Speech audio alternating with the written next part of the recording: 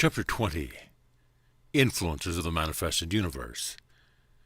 The teachings of the last two lectures was devoted to the consideration of the extra-universal influences. We are now in a position to consider the intra-universal influences. Let it be borne in mind that the extra-universe influences are of two types. First, the cosmic influences which act upon the Logos, and to which the Logos reacts, thus undergoing changes, and B, these changes being reflected upon the manifested universe as variations and phases of the logoidal influences. The logoidal influences are therefore not constant, though true to type.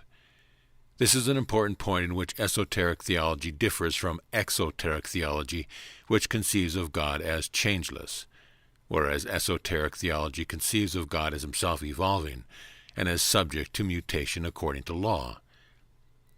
Secondly, the logoidal influences change owing to manifestations in the logoidal nature produced by its reaction to the evolution of the universe. Thus, we may say that the logoidal influences playing upon the manifested universe vary in these two ways, and these have to be reckoned with in all calculations and the influences to which evolving humanity is subject, and they can be calculated. A. In the cosmic type, by means of the equinoxes and the comets, and B. in the evolutionary reaction type by calculating the curve and studying the phase of biological history. We will now proceed to deal with the conditions in the manifested universe subject to which man carries on his evolution. It will have been perceived from a study of the foregoing chapters that all action and reaction which is regular becomes cyclic, according to the law of universe curvature, and that cyclic reaction makes a track in space, and thus becomes stereotyped. Therefore, the manifested universe is at any given time a set of molecules and atoms held together by a framework of tracks in space. In other words, the organized manifestations of the one existence are simply a set of stereotyped reactions of which the tracks in space form the abstract mold. The idea of the abstract mold is an important one and should be borne in mind. These sets of stereotype reactions are of many different types, and they can be distinguished according to the mode of their origin. Some were left behind by the lords of flame in the course of their evolution, others by the lords of form, others by the lords of mind, and each of these sets of stereotype reactions forms a natural law which governs the manifestation of those particular kinds of forms and activities which were built up in the course of that evolution, and these form the distinction between one kind and another. But as each evolution makes use of the creations of its predecessor, the reaction types of that predecessor will be found inherent in the successors, though the analytical mind can dissect them not. They also, however, all exist as independent substrata, and it is the knowledge of the method of manipulating these, the elemental essences of each kingdom, which is the basis of practical magic, and remember that each type of manifestation has its elemental essence. You will recall that each phase of the manifested universe was built up in turn, and that these phases form the fields of development of subsequent life waves. It therefore follows that each life wave, at each phase of its evolution, will be conditioned by the conditions of the plane upon which that phase is undergone. Therefore, an understanding of the planes is essential to an understanding of the problems of evolution and of initiation, which is simply condensed evolution. The laws of the first or physical plane are being worked out by means of the 5 physical senses which relate to that plane, and are well known to you under the generic name of natural science, though why man should consider one of the planes of his existence natural and the rest unnatural is a strange fruit of epigenesis. These conditions, so far as the inanimate world is concerned, have been well and truly observed, and subject to these laws, life will proceed with its evolution upon the physical plane. But scientific thought has made a mistake in believing that these laws are all there are, and this mistake has vitiated the last 100 years of science. The ancients were wiser, though not so well informed. Certain schools of religious philosophy, however, make the opposite mistake and believe that life can work out its evolution regardless of the laws of the physical plane, and this is also a mistake. The forces of a plane are supreme upon their own plane, controllers of the plane below, and when in contact with the plane above, are in their turn controlled. For example, the laws of logic are supreme in the realm of mind. The images of mind control the forms of the emotions, but the images of mind are themselves controlled by the spiritual forces. Each plane is capable of independent function, or of function in circuit. But as soon as the planes are put in circuit, it is necessary that the current should be completed by uniting the arc upon the seventh plane. Otherwise, the open arc will short-circuit to the left-hand path. For example, should the trained mind learn to control the body of emotion, and the body of emotions learn to control the physical vehicle, you have an arc in function of which one half is conscious or negative, and the other half subconscious or positive, and the subconscious always gives the stimulus. If that arc be not completed into a circuit by junction through the logoidal image on the seventh plane, it will short-circuit from conscious to subconscious upon the fourth or fifth according to type, and the subconscious, being the positive or stimulator, will assume the control. Now the subconscious was built up in the past, therefore the past will assume control. That man will then return to an earlier phase of evolution, and will be actuated by its motives while retaining the faculties of a later form of evolution. Though these motives were adequate to the control of the simple faculties of that phase, they are inadequate to the control of the complex faculties of a later phase, and that man becomes a danger to evolution by destroying the poise of the group soul of which he is a member. And as it will be remembered, it is a function of the entities evolved in earlier life waves to adjust the balance of compensating forces of the universe. He will be dealt with by the destroyers, and will be reduced to his lowest common denominator. That is to say, his later faculties will be taken from him, and he will be left only with those faculties suitable to his impulses. Certain types of mischievous, malicious idiots are produced in this way. The doctrine of the planes cannot be understood without the doctrine of the planetary beings. Let it be remembered that a planetary being was evolved with the development of each plane, but that as the planetary being itself was developed at that time that the plane was being evolved, its highest self will be the subtlest aspect of the matter of that plane. Thus, the subtlest aspect of the earth is etheric. It is a plane of forms without intelligence. Each planetary being, then, is the archetype of the life of its plane, and is the great dominating influence of that plane. In the course of the evolutionary tides, however, matter of the planes below is gathered about the planetary being, thus forming shells or bodies for it. But matter of the planes above it is not so accreted. For these elements in its nature it depends upon the influence from superior planes which act upon its atmosphere, and that element in its atmosphere is more directly supplied by the corresponding aspects in the lives inhabiting its sphere. Thus the planetary being is as a group soul of that plane on which it functions, through the planes below it to the dense physical, with which it has been supplied, but the elements of the planes above it, which serve it as its individuality, are supplied by the lives evolving in its sphere, and partake of the nature of a group mind of the life of that planet. This is a subtle but important distinction, for it means that the higher self of the planetary being depends upon the lives dwelling on it for its development. A planetary being is a vast artificial elemental for which humanity builds a greater self, and while the planetary being determines the condition of all evolution and all function within its sphere, the higher aspects do not belong to it, but are related to these planetary beings who are its seniors. Therefore, it is that, in relation to the earth, the man who would attain the maximum evolution within her sphere, who would achieve the supreme humanity of the animal aspect, must make himself at one with the forces of the earth and her subtle self, the moon. But it is only by the influence of the higher planets that he can raise consciousness to the higher planes, and upon the tides of the planets he must make the transition.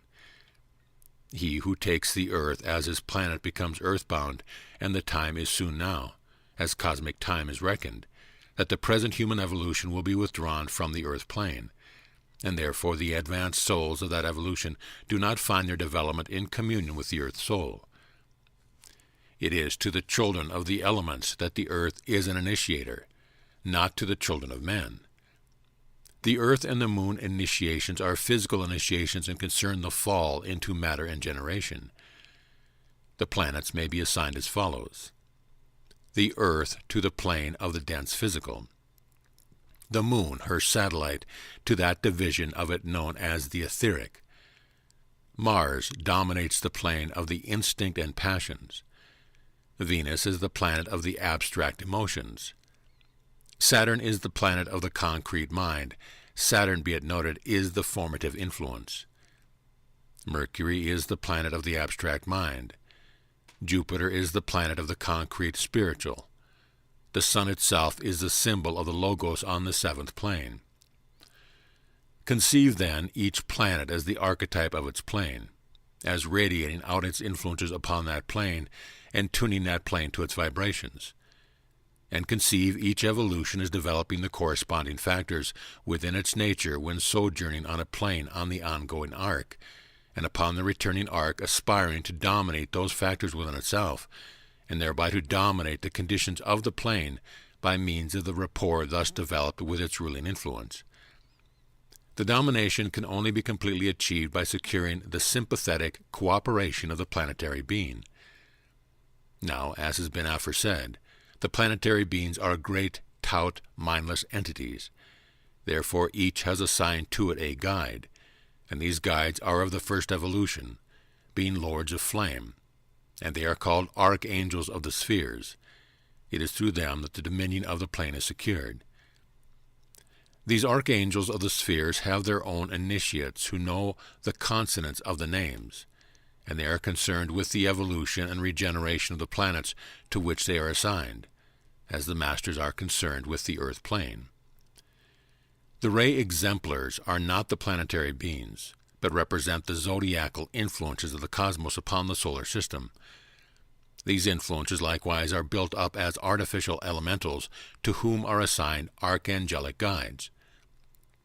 But the rays, being older than the planets, are more highly evolved, and instead of being overshadowed, as are the planetary beings, in their case identification is complete. The ray exemplars are lords of mind. The elemental aspect of each ray exemplar is built up by the evolution which takes place under its influence, and a ray exemplar might be termed the group mind of that evolution. Each evolution builds a ray exemplar and thereby, as it were, focuses, stereotypes, and tames that particular aspect of the cosmic influence through which it evolves. These ray exemplars remain in function after the cosmic tide, which called them into being, has passed away, and thereby the cosmic influence of that type are maintained in function in the universe which evolution is developing into the form of a miniature cosmos. Finally, there remains to be considered the influence of other forms of life, evolutions of a later and often earlier day and process of development. In the normal way, these do not influence each other at all, but being of different states of consciousness, though perchance occupying the same globe, have no point of contact. But under certain conditions, contacts may be established, and these contacts are popularly known as psychism. Psychism is of two types: A, the perception of that which is below in point of evolution, and B, the perception of that which is above, and the earth being at the nadir. These two ways of seeing may be convinced of as looking back along the left-hand path, or forward along the right-hand path. It is permissible to look forward as far as the eye can range, because that will lead the soul forward, for where the eye looks, the feet will turn. We may never look backward upon the planes, and we can only look across the planes from the involuntary to the evolutionary arc. Thus it is that these entities which dwell upon or raise their consciousness to, shall we say, the third plane, may minister unto those in their sphere who are upon the plane on the outgoing arc. But those upon the physical plane may not look at the involuntary aspect of a subtler plane until they have mastered its evolutionary aspect. The initiators of the physical plane are those who have attained perfection on the seventh plane. Initiators always function across the diameter. Upon a diagram you will see the significance of this, and the seven initiates the first.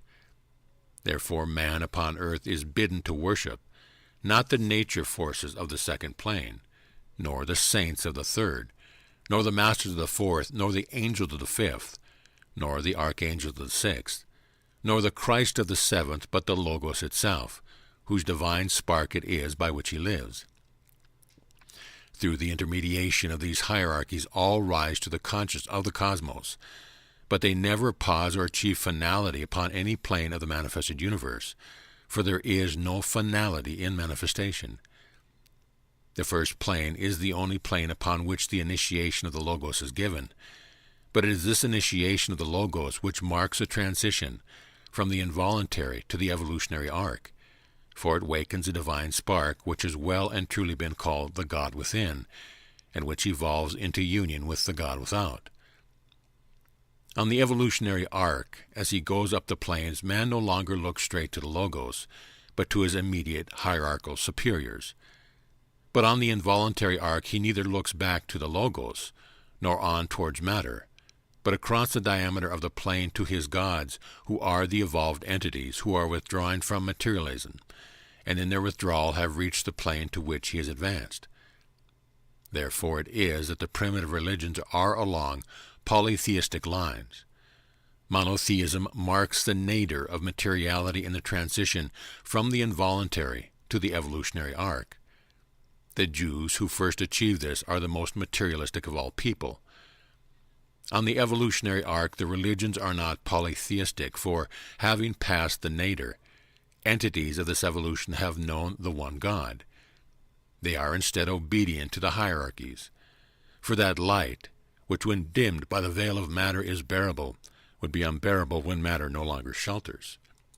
Therefore, upon the subtler planes, when consciousness is freed from the brain, we never approach the Creator direct, but always through these intermediaries who transmit and translate the force from plane to plane, of whom the group mind or ray exemplar of our evolution is the ultimate. This teaching, you will perceive, embraces the symbol of the Kadias. You will see the direct path from the base to the crown, and you will see the path wind from side to side of each plane as the downflowing tide of life is made conscious of the higher aspect, dwelling upon its plane, and the upgoing tide has to become aware of and minister to the downflowing. The ray exemplar presiding over each evolution is a Lord of Mind, and as he is of the third evolution, he will have the aspects of the earlier evolution in his nature. Therefore, why 3 is the prime symbol of this evolution, because its Christ is 3-aspected. 4 is the ultimate symbol. The Trinitarian aspect is the basic, but the tetragrammatonic is the completion. This is the clue to much.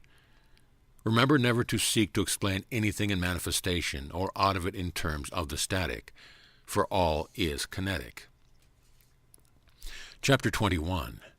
The Lords of the First 3 Swarms and Natural Laws. Influences simultaneously acting on a planet fall into 2 main clauses. 1. Those of the involuntary arc. 2. Those of the evolutionary arc. There will be the influence of complete entities of earlier evolutions. These are of the 3 types already known to you, the Lords of Flame, of Form, and of Mind. These function in their sphere as regents. The Lords of Flame are the lives behind the natural forces referred to below, and the controllers thereof. The elements of inanimate nature are their children created by the conceptual action of their intellects in the same way that the logoidal mind projects the manifested universe. A Lord of Flame conceives of function, and having himself evolved beyond the point at which he can develop further by this functioning, withdraws to a higher plane, and projects the concept of that functioning to maintain the function. Those thought forms by experience develop a personality, but have not yet arrived at the individuality. Therefore they are spoken of as soulless. You'll observe that the divine spark developed first a nascent individuality and then a personality. But the creations of the created develop first a personality and then aspire to individuality. Therefore they are spoken of as evil spirits, familiars, demons, and genii. They are not deliberately malevolent, but are incapable of response to aught but the lower aspects. When approached upon their own plane, their sole link with the divine is through the consciousness of their Creator. Therefore it is that those who would deal with them need to come with the authority of their respective originators, for then they are approached from their divine aspect, and the reflected divinity within them responds. Otherwise they are approached from the demonical aspect, and in their lower aspects they respond. These, the servants of the gods, maintain the coordinated rhythms of inanimate nature. They are the controlling forces of heat and light, of gravity, and of all dynamic action. The lords of this evolution, the creators of the created, rule upon the seventh and sixth planes as regents of the elements, or lords of the elements, as sometimes called, and according to the operation of their nature are the kinetic conditions of the manifested universe, and subject to those man must perform the actions of his evolution. To these lords man must give unquestioning obedience, reverence to their greatness, and the gratitude which is due to those who, taking thought, sustain the conditions of his being. To their servants or thought forms, the elementals, he owes the gratitude due to those who, by their nature, serve, but who serve unintelligently. Should he seek to approach them, he does so through the corresponding aspects of his own etheric double, but does so at his own peril. For though they will first vivify those aspects, they will subsequently absorb them. Now be it known that these elementals are evolving upwards, grade by grade, through the personality towards individuality, and in the event of man making contact with them, some among them might fall to the temptation of black magic whereby evolution is illegitimately hastened, and seek to appropriate an already developed individuality, and thereby establish their contact with the divine. In such an occurrence, the opposite to the ordinary form of obsession occurs. The personality is thrust out, and an elemental consciousness takes its place, and of such it may be said that they have a stone of the earth, or a wave of the sea, or a wind of heaven, or a flame of fire for a heart.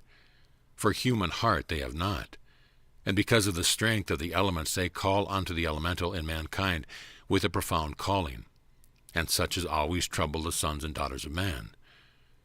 For they come as beings of a strange and elemental power that knows not the bonds that bind humanity, and they may be known by these things. They ever seek their own kingdom and sorrow for it, for humanity to them is a crucifixion. And they ever call to the corresponding aspects of men and women, and those who answer they destroy, for they are too strong for them. It may also happen that one who has made contact with the elementals, instead of being obsessed, may be mated.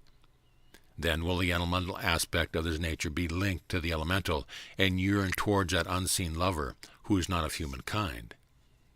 Then there is sorrow for such, for they thirst with a thirst which cannot be slaked within the flesh, and to meet their lovers they must issue forth in the etheric form.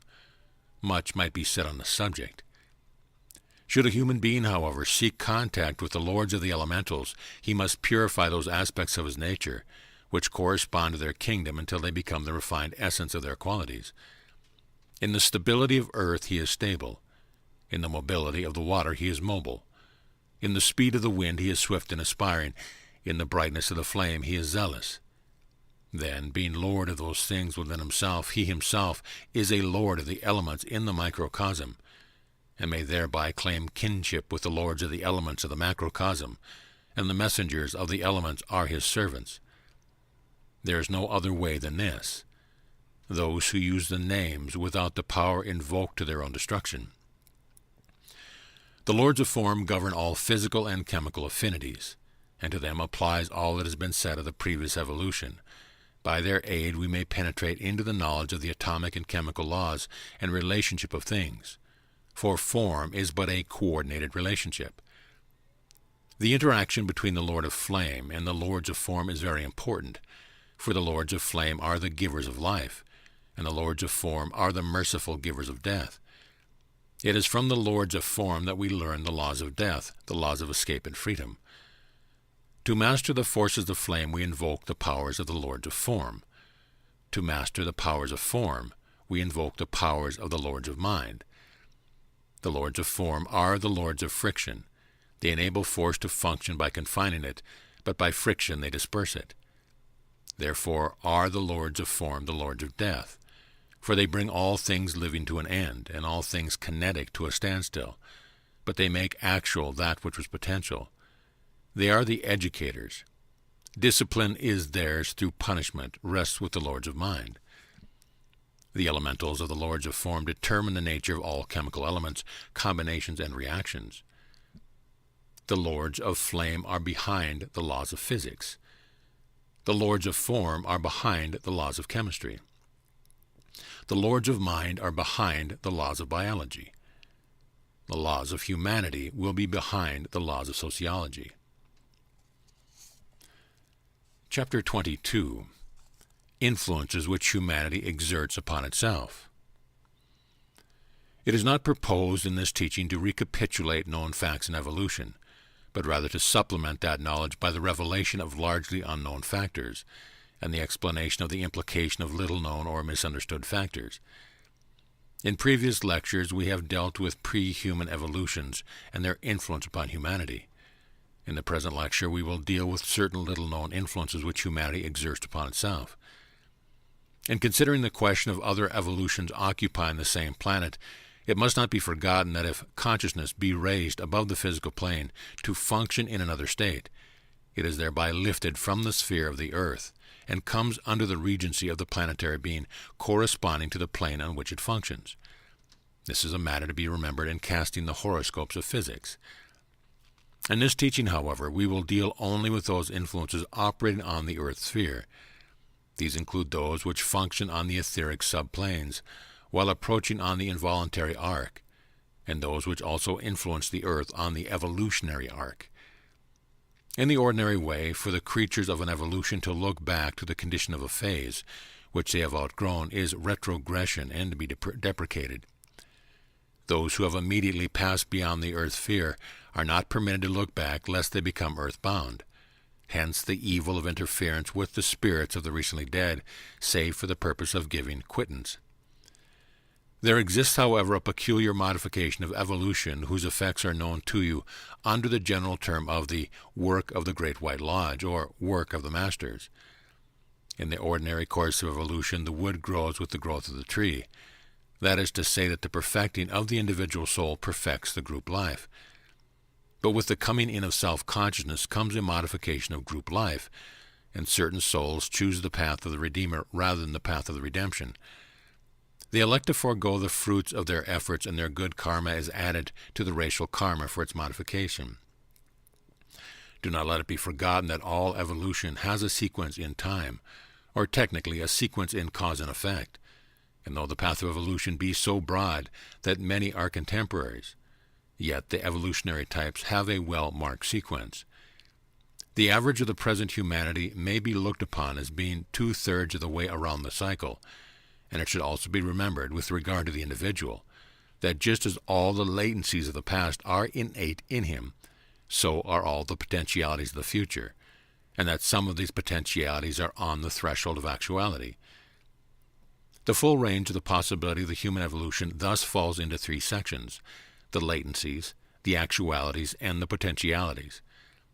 The doctrine of the group soul is closely interwoven with that of the planetary being. For as has been previously shown, the planetary being is the personality of the planet, built up out of its experiences derived from the consciousness functioning within its sphere.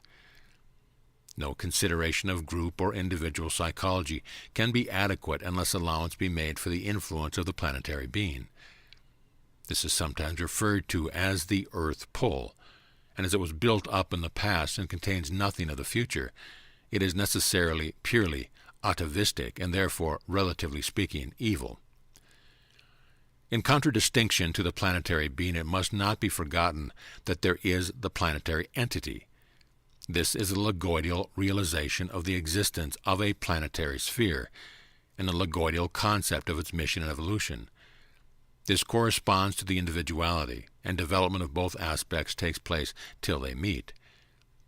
With regard to a planetary being, however, it is built up out of the realization of the conscious life of the sphere, and as it is not possible to realize a thing until after its occurrence, the planetary being is always a stage behind humanity in its evolution.